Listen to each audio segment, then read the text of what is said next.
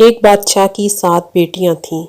ایک دن بادشاہ بہت خوش ہوتا ہے اور اپنی 7 بیٹیوں کو بلا کر پوچھتا ہے کہ میں تم سے ایک سوال پوچھوں گا اور اگر مجھے تمہارا جواب اچھا لگا تو میں تمہیں من چاہا انعام بھی دوں گا۔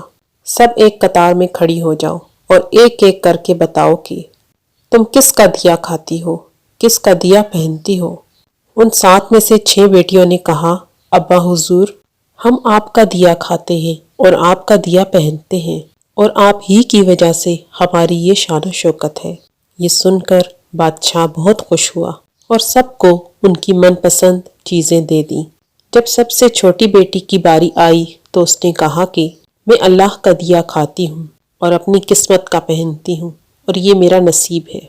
بادشاہ یہ سنتے ہی آگ بگولا ہو گیا اور کہنے لگا، تم نے میری ناشکری کی ہے، تمہیں اس کی سزا ضرور ملے گی۔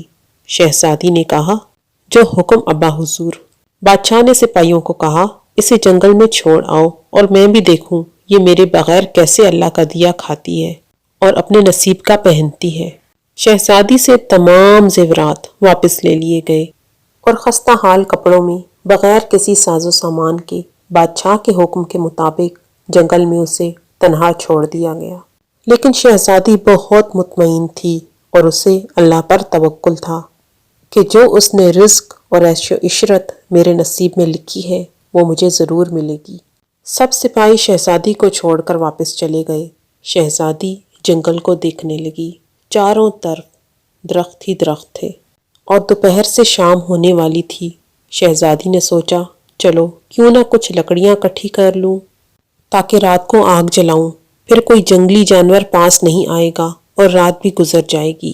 شہزادی جنگل میں لکڑیاں ڈھونڈنے چل پڑی۔ اس کی نظر ایک جھونپڑی پر پڑی جہاں باہر ایک بکری بندھی ہوئی تھی اور اندر سے کھانسنے کی آواز آ رہی تھی۔ پہلے تو شہزادی بہت حیران ہوئی کہ اتنی ویران جگہ پہ جھونپڑی، پھر جب وہ جھونپڑی کے اندر داخل ہوتی ہے تو کیا دیکھتی ہے کہ ایک بوڑھا ضعیف ایک چارپائی پر لیٹا ہوا ہے اور کھانستے کھانستے پانی پانی پکار رہا ہے۔ شہزادی ادھر ادھر دیکھتی ہے تو کونے میں ایک پانی کا گھڑا پڑا ہوتا ہے۔ وہ گلاس میں پانی بھر کر بوڑھے کو پلاتی ہے اور جھونپڑی کی صفائی کرتی ہے۔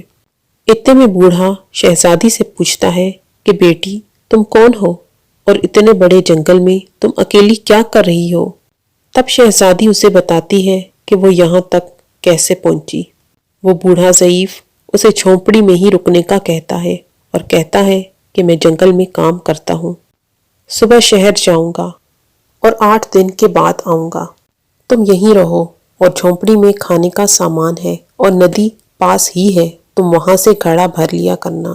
صبح کو بوڑھا ضعیف شہر چلا جاتا ہے اور شہزادی یہاں اکیلی جھونپڑی میں سب صفائی کر کے بکری کا دودھ نکالتی ہے، آدھا اپنے لیے رکھ لیتی ہے اور آدھا باہر ایک کونے میں برتن میں ڈال کر رکھ دیتی ہے کہ رات کو کوئی جانور بھوکا یا پیاسا ہوگا تو پی لے گا، اور خود اندر آ کر سو جاتی ہے۔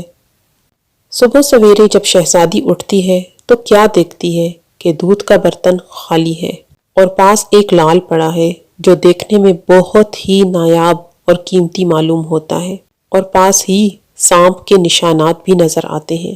تب شہزادی کو یاد آتا ہے کہ بچپن میں اس نے سنا تھا کہ جب کوئی نایاب سانپ بہت خوش ہوتا ہے تو ایک ایسا لال اگلتا ہے کہ جس کی قیمت ہیرے جواہرات سے بھی مہنگی ہوتی ہے۔ شہزادی بہت حیران ہوتی ہے اور دل میں سوچتی ہے کہ شاید سانپ بھوکا تھا، اسی لیے وہ دودھ پی کر خوشی میں لال چھوڑ گیا۔ پھر وہ لال اٹھا کر اپنے پاس رکھ لیتی ہے اور پھر اگلی رات شہزادی برتن میں پھر دودھ رکھ دیتی ہے۔ اگلی صبح دیکھتی ہے تو پھر ایک لال ہوتا ہے اور برتن خالی ہوتا ہے۔ ایسے ہی کرتے کرتے 7 دن گزر جاتے ہیں اور شہزادی کے پاس 7 لال جمع ہو جاتے ہیں اور اس دن بوڑھا ضعیف بھی آ جاتا ہے۔ تب شہزادی اسے لال دکھاتی ہے اور سارا واقعہ بھی بتاتی ہے۔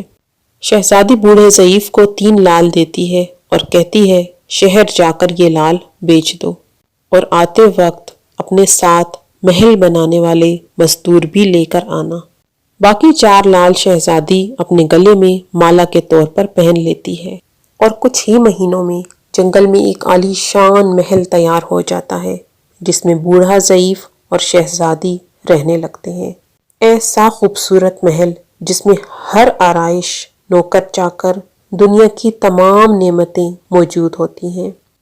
شہزادی جنگل میں لکڑی کی فیکٹری لگا دیتی ہے جس میں غریب کام کرتے ہیں اور ان کی روٹی روزی چلتی رہتی ہے۔ دیکھتے ہی دیکھتے جنگل شہر نما بن جاتا ہے اور دور دور تک دھوم مچ جاتی ہے کہ شہزادی بہت رحم دل ہے۔ یہ خبر ایسے ہی بادشاہ تک پہنچتی ہے تو بادشاہ کے دل میں اشتیاق پیدا ہوتا ہے کہ دیکھوں تو صحیح کون سے ملک کی شہزادی ہے جس کی اتنی تعریف ہے۔ بادشاہ سپاہیوں کے ہاتھ پیغام بھیجتا ہے شہزادی سے ملنے کے لیے۔ یہاں شہزادی کے سپاہی جب شہزادی کو بتاتے ہیں تو شہزادی یہ حکم دیتی ہے کہ بادشاہ سلامت ایک شرط پر ہم سے مل سکتے ہیں کہ وہ اپنی تمام بیٹیوں کے ساتھ آئیں۔